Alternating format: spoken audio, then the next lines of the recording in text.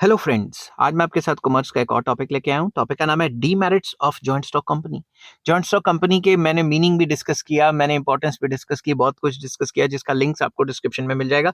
मगर इस वीडियो में मैं डिस्कस करूंगा कि खामियां क्या होती हैं जॉइंट स्टॉक कंपनी में। चलिए विदाउट वेस्टिंग एनी टाइम शुरू करते हैं। A joint stock company suffers from the following weaknesses. Number one, legal formalities. Joint stock company को बनाने में बहुत ज्यादा प्रॉब्लम्स होती हैं। 100 टाइप के डॉक्यूमेंट्स चाहिए होते हैं। ठीक है, आम बंदा तो सोच ही नहीं सकता, बल्कि आम बंदा कैसे बनाएगा इतनी बड़ी company. Formation of a company is a time consuming and expensive process. अगर कोई भी कंपनी बनानी है तो ये एक टाइम कंज्यूमिंग प्रोसेस है और काफी एक्सपेंसिव प्रोसेस भी है। Too many legal formalities have to be observed and several legal documents have to be prepared and filed. कई ज्यादा लीगल फॉर्मेलिटीज हैं, कई टाइप के डॉक्यूमेंट्स चाहिए होते हैं इस टाइप की कंपनी बनाने के लिए। डिले इन फॉर्मेशन में deprive the business from an early start. इस टाइप का अगर मतलब कंपनी बनाने में डिले हो जाता है, क्योंकि 100 टाइप के तो डॉक्यूमेंट्स चाहिए होते हैं, रजिस्ट्रार को जमा करवाने पड़ते हैं, तो इस टाइप के डिले की वजह से जो कोई बिजनेस अपॉर्चुनिटी आती है वो क्या पता खत्म ही हो जाए। क्या पता मतलब जो जिस काम के लिए ये कंपनी बन रही है, क्या पता वो काम चले ना चले, क्योंकि जो बिजनेस अपॉर्चुनिटी है वो खत्म भी हो सकती है जितना ज्यादा टाइम इसको फॉर्म करने में लग जाता है। नेक्स्ट आ जाता है lack of motivation. The directors and other officers of the company have little personal involvement in the efficient management of the company. ज्यादातर जो डायरेक्टर्स एंड ऑफिसर्स होते हैं कंपनी के, वो अपनी पर्सनल इन्वॉल्वमेंट जो है वो अपने हिसाब से चलाते हैं कंपनी को, क्योंकि वो ओनर्स तो होते नहीं। क्योंकि ओनरशिप और मैनेजमेंट में फर्क होता है ना इसमें। There is a divorce between ownership and control and absence of a direct link between efforts and rewards leads to lack of personal interest and incentive. Simple words में जो मैनेजर्स होते हैं वो कहते हैं हमारा क्या है, हमारे को तो तनख्वाहें मिलनी मिलनी है, ठीक है ना। तो वो अपने इंसेंटिव्स या अपनी तनख्वाहों के हिसाब से डिसीजन लेंगे। वो प्रॉफिट को मैक्सिमाइज नहीं करेंगे, वो सेल्स मैक्सिमाइजेशन पे फोकस करेंगे, ताकि सेल्स मैक्सिमाइजेशन या रेवेन्यू मैक्सिमाइजेशन होगा तो उनकी रेपुटेशन बढ़ेगी। तो डायरेक्ट मोटिवेशन नहीं हो पाता। It is difficult to keep personal touch with customers and employees. मान लो मैंने रिलायंस का शेयर ले लिया, तो आप कोई रिलायंस के पेट्रोल पंप से अगर कोई पेट्रोल भरवाता है तो मैं उसके साथ डायरेक्टली लिंक कर सकता हूँ, कर भी सकता हूँ, मगर डायरेक्टली उससे कैसे कहूंगा कि तू और पेट्रोल डला या कुछ कर, कैसे कन्विंस करूंगा। तो जो कस्टमर्स होते हैं और जॉइंट स्टॉक कंपनी के जो शेयर होल्डर्स होते हैं उनके बीच में डायरेक्ट लिंक होना काफी मुश्किल हो जाता है। As a result efficiency of the business operations में बी रिड्यूस्ड। इस वजह से जो एफिशिएंसी है बिजनेस की वो कम हो जाती है। सिंपल वर्ड्स में आप खुद सोचो कि ओनर ही बिजनेस के ऊपर जो है नहीं बैठा हुआ तो काम कैसे चलेगा, समझ गए बात। तो इसलिए मोटिवेशन कम रहती है। नेक्स्ट आ जाता है delay in decisions. Red tape and bureaucracy do not permit quick decisions and prompt actions. Red tapism, एक फाइल दूसरे file, file work, file culture, ठीक है। आजकल तो ईमेल करो, हर एक काम के बाद ईमेल करो, ऐसा करो वैसा करो।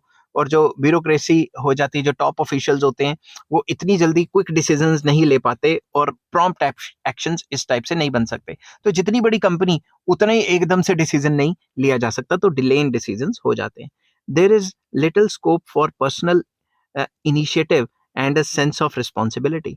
तो उनका पर्सनल इनिशिएटिव नहीं रहता, वो पर्सनली मतलब कोई अच्छे से काम नहीं करते, क्योंकि उनको पता है भाई हमें तो तनख्वाहें मिल जानी है और हमारा मेन मकसद है रेवेन्यू को बढ़ाना, ना कि प्रॉफिट को बढ़ाना। Paid employees like to play safe and tend to shift responsibility. जो भी एम्प्लॉइज हैं वो कह देते हैं हमारी गलती की वजह से तो हुआ नहीं, हमने तो कुछ नहीं किया, ये तो ये हो गया वो हो गया, एक दूसरे पे रिस्पॉन्सिबिलिटी छोड़ते रहते हैं।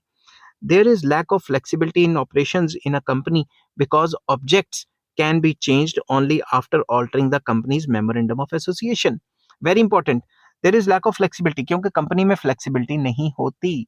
कंपनी अपने हिसाब से नहीं चल सकती, क्योंकि उसको अगर कोई भी काम करना है तो मेमोरेंडम ऑफ एसोसिएशन में चेंजेस लाने होंगे और उसके लिए उसको दोबारा से रजिस्ट्रार के पास डॉक्यूमेंटेशन जमा करवाने होंगे, तो बहुत ज्यादा पंगा है। तो फ्लेक्सिबिलिटी नहीं होती, तो डिसीजन में डिले हो जाता है काफी ज्यादा।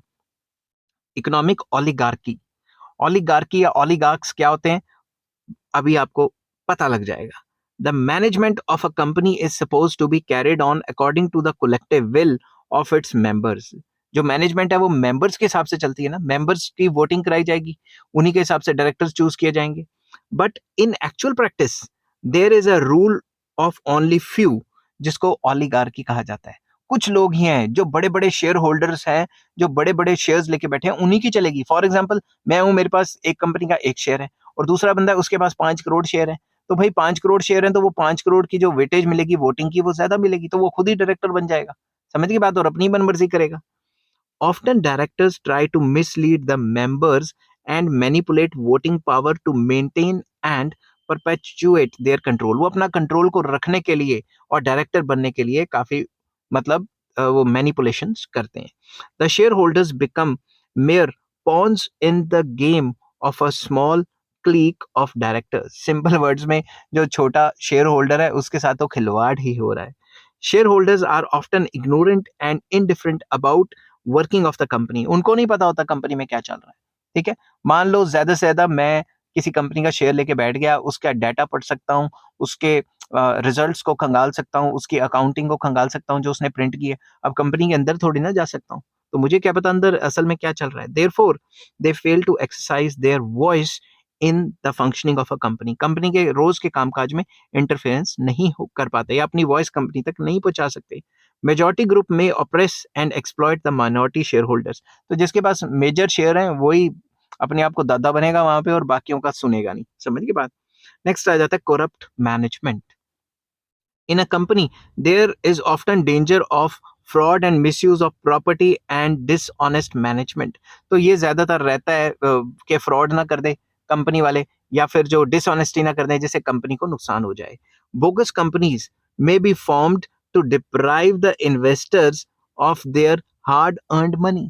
वो क्या करते हैं, बोगस कंपनियां बना लेते हैं बड़े बड़े. अब मैं नाम नहीं लूंगा किसी का, इंडिया में सबको पता है कि जो बड़ी बड़ी कंपनियां वो छोटी छोटी कंपनियों को बोगस कंपनियां बना लेते हैं और उसमें मेन कंपनी का पैसा ट्रांसफर करके वो बोगस कंपनी को गोलमाल कर जाते हैं और कह देते हैं देखो जी हमने वो बिजनेस खोला था वो चला नहीं, वो लॉस हो गया. समझ गए बात.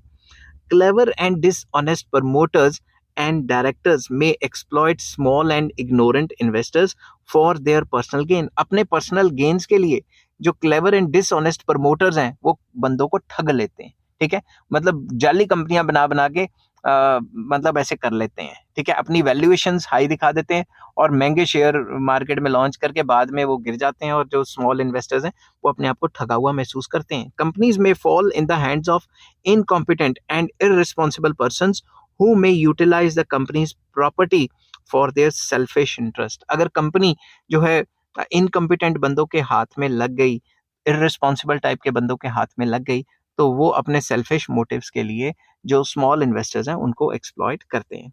नेक्स्ट आ जाता है एक्सेसिव गवर्नमेंट कंट्रोल. इस टाइप की जो कंपनीज होती हैं उसमें सरकार के काफी रूल्स रेगुलेशंस होते हैं, उनके बगैर काम नहीं चलता. At every stage in the management of a company, there are legal rules and regulations. Several legal provisions have to be followed and reports to be filed. मतलब कई rules regulation हैं और reports हैं जो file करनी पड़ती हैं time to time. Such legal interference in day-to-day operations results in lack of secrecy. अगर इस टाइप का माहौल रहेगा तो secrecy तो रहेगी नहीं business की. ठीक है. A lot of time and money are spent in complying with statutory requirements. Flexibility of operations is reduced. अब अगर एक कंपनी लगातार सरकार के रूल्स रेगुलेशंस के हिसाब से ही करती रहेगी काम, तो सारा जोर तो उसका उधर ही लग जाएगा, तो फिर अपना काम कब करेगी. समझ की बात.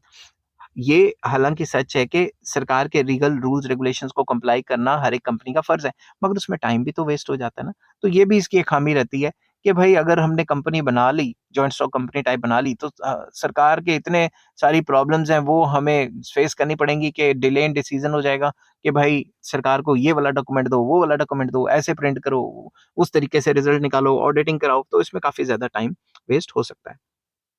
Unhealthy speculation. The shares of public company are dealt in on a stock exchange. Basically, जितने भी shares हैं वो stock exchange में होते हैं. The prices of these shares fluctuate depending upon the financial health, dividend, future prospects and reputation of the company. जो company के shares हैं उनके जो prices ऊपर नीचे होते रहते हैं, किस पे डिपेंड करता है, कंपनी की फाइनेंशियल हेल्थ क्या है, डिविडेंड कितना देगी और फ्यूचर प्रोस्पेक्ट्स क्या है कंपनी के और कंपनी की reputation. Directors may manipulate annual accounts to make illegal gains through speculation in the company's share. Director क्या कर सकते हैं, मतलब अपनी जो रिजल्ट्स हैं उनको उल्टा पुल्टा दिखा सकते हैं, रिजल्ट्स को मैनिपुलेट कर सकते हैं, क्वार्टरली रिजल्ट्स को ऊपर नीचे दिखा के शेयर मार्केट से बाइंग सेलिंग कर सकते हैं, अपना फायदा कर सकते हैं। वैसे तो सेबी ने कई रूल्स रेगुलेशन बनाए हुए हैं, फिर भी प्रमोटर ऐसा कर जाते हैं। A few individuals may corner the shares to gain control over the company. होता क्या है, कई बंदे शेयर लगातार इकट्ठे करते रहते हैं ताकि कंपनी के अंदर उनका काफी ज्यादा कंट्रोल आ जाए, क्योंकि जिसके पास ज्यादा शेयर होंगे वही कंट्रोल कर पाएगा ना। Next, violent fluctuations in the share price caused by unhealthy speculation reduce investors' confidence and lead to financial crisis.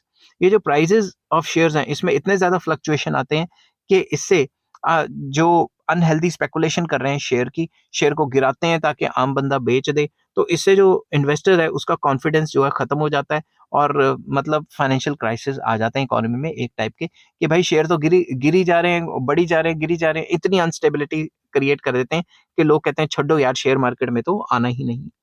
When directors misuse inner information for speculative purposes, the shareholders of the company suffers. जब भी कोई जो director है, ठीक है, या management का बंदा है, जब भी वो कोई सीक्रेट इन्फॉर्मेशन बाहर के बंदों को लीक कर देता है, तो उसकी वजह से शेयर होल्डर को बहुत नुकसान होता है। कैसे? अगर रिजल्ट आने वाला है, पहले ही जो बोर्ड ऑफ डायरेक्टर है या फिर मैनेजमेंट का बंदा है, उसने बाहर वाले अपने रिश्तेदारों को कह दिया भाई शेयर बढ़ने वाला है, खरीद लो, तो पहले ही खरीद लेंगे, ठीक है। आम बंदे को इन्फॉर्मेशन नहीं है तो आम बंदा तो प्रॉफिट नहीं ले पाया। दूसरी तरफ अगर रिजल्ट खराब आया, वो अपने रिश्तेदारों को पहले कह देंगे भाई अब तो रिजल्ट खराब आने वाला है, शेयर का रेट गिरने वाला है, बेच दो। खुद नहीं करेंगे, उनके थ्रू करवा लेंगे, उनसे बाद में कमीशनें लेते रहेंगे, ठीक है। Reckless speculation also affects the goodwill of the company. अगर रेकलेस तरीके से स्पेकुलेशन होगी शेयर की, कि शेयर को एक टाइम के बाद बढ़ने ही नहीं दिया गया और स्पेकुलेशन किया गया, एक मतलब लेवल के बीच में घुमाते रहे, उससे भी जो कंपनी है उसकी गुडविल को नेगेटिव असर पड़ जाता है। नेक्स्ट आ जाता है conflict of interest. There is a possibility of conflict between various groups, that is shareholders, debenture holders, directors, employees, creditors, etc. Such conflicts reduce employee morale and efficiency of operation.